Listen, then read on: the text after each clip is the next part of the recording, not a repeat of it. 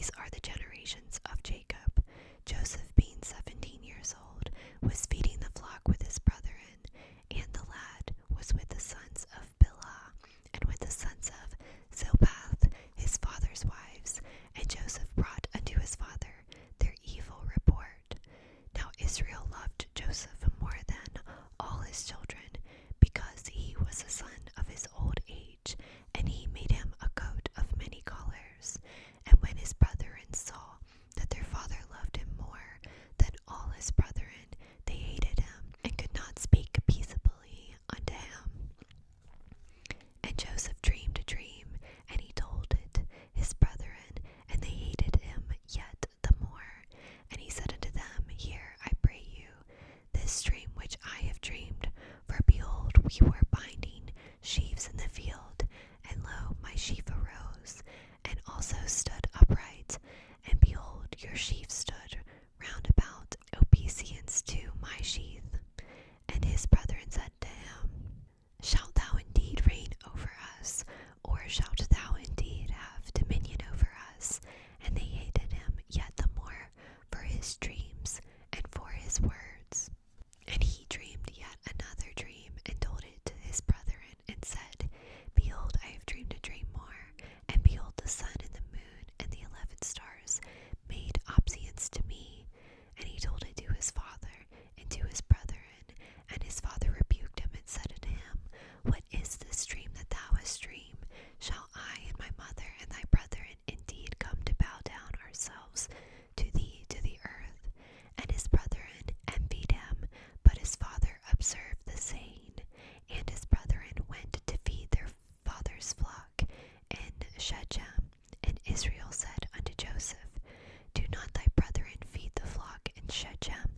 Come, I will send thee unto them. And he said to them, Here am I.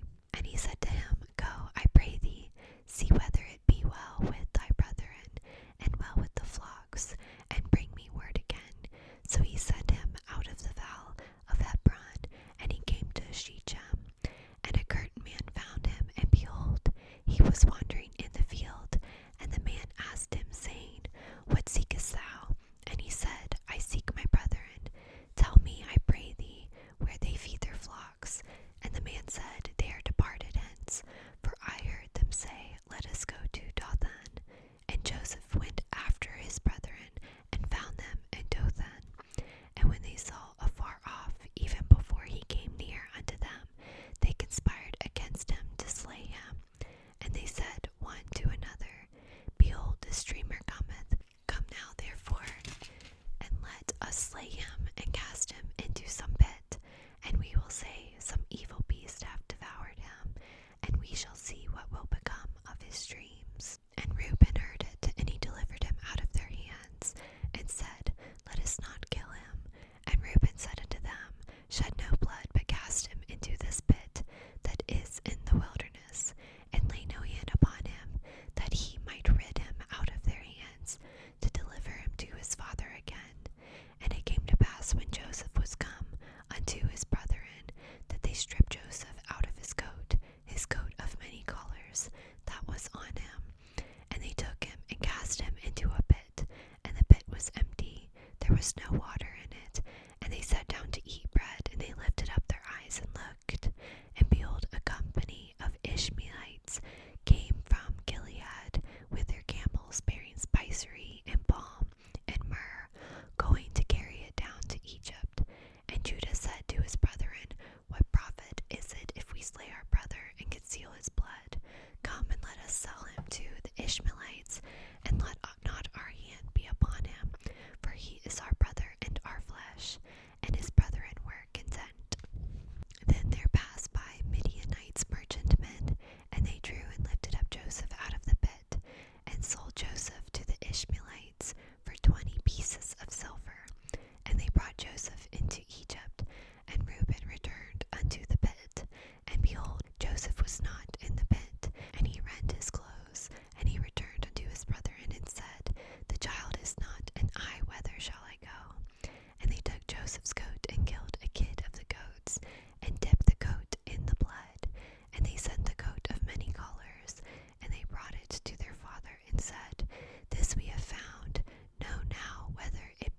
son's goat or no? And he knew it, and said, It is my son's goat. An evil beast hath devoured him. Joseph is without doubt rent in pieces. And Jacob rent his clothes, and put sackcloth upon his loins, and mourned for his son many days. And all his sons and all his daughters rose up to comfort him, but he refused to be comforted. And he said, For I will go down into the grave unto my son's mourning. Thus his father wept for him. And the Midianites sold him into Egypt unto Potiphar, an officer of Pharaoh's, and captain of the guard. Genesis chapter 38. And it came to pass at the time that Judah went down from his brethren, turned in to a certain Abdullamite, whose name was Hirah. And Judah saw there a daughter of a certain Canaanite, whose name was Shua. And he took her and went into her, and she conceived and bare a son, and he called his name And she conceived again and bare a son, and she called his name Onan. And she yet conceived again and bare a son, and called his name Shelah. And he was at Jezib, which she bare him. And Judah took a wife for his firstborn, whose name was Tamar. And Judah's firstborn, was wicked in the sight of the Lord, and the Lord slew him. And Judah said unto Onan, Go in unto thy brother's wife, and marry her, and raise up seed to thy brother. And Onan knew that the seed should not be his. And it came to pass, when he went in unto his brother's wife, and he spilled it on the ground, lest that should be, give seed to his brother. And the thing which he did displeased the Lord, wherefore he slew him also. Then said Judah to Tamar, his daughter-in-law, Remain a widow at the father's house, till Shelah my son be grown. For he said, Let peradventure he die also. And his brethren did. And Tamar went and dwelt in her father's house. In the process of time the daughter of Shua, Judah's wife, died.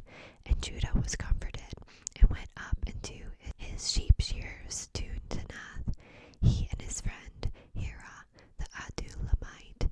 And it was told Tamar, saying, Behold, thy father-in-law goeth up to Tanath to shear his sheep. And she put her window garments off from her, and covered her with a veil, and wrapped herself, and sat in an open place, which is by the way to Timnath, for she saw that Shelah was grown, and she was not given unto him to wife. When Judah saw her, he thought her to be a harlot, because she had covered her face. And he turned away her by the way, and said, Go to, I pray thee, let me come in unto thee. For he knew not that she was his daughter-in-law. And she said, What wilt thou give me, that thou mayest come in unto me? And he said, I will send thee a kid from the flock. And she said, Wilt thou give me a pledge till thou send it? And he said, What pledge shall I give thee? And she said, Thy sinus, and thy bracelets, and thy staff that is in thine hand. And he gave it her, and came in unto her, and she conceived by him. And she arose and went away, and laid by her veil from her, and put the garments of her widowhood.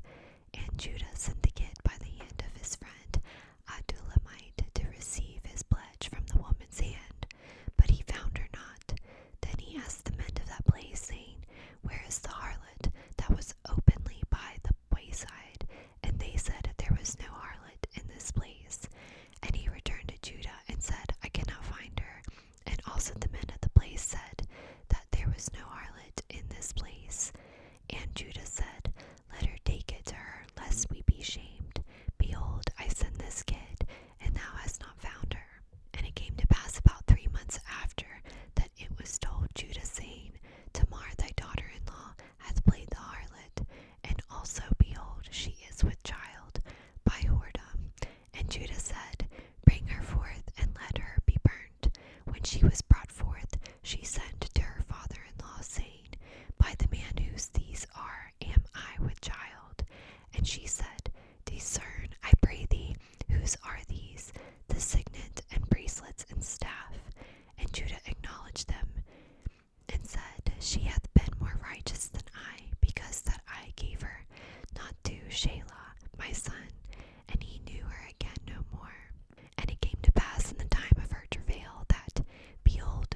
sons were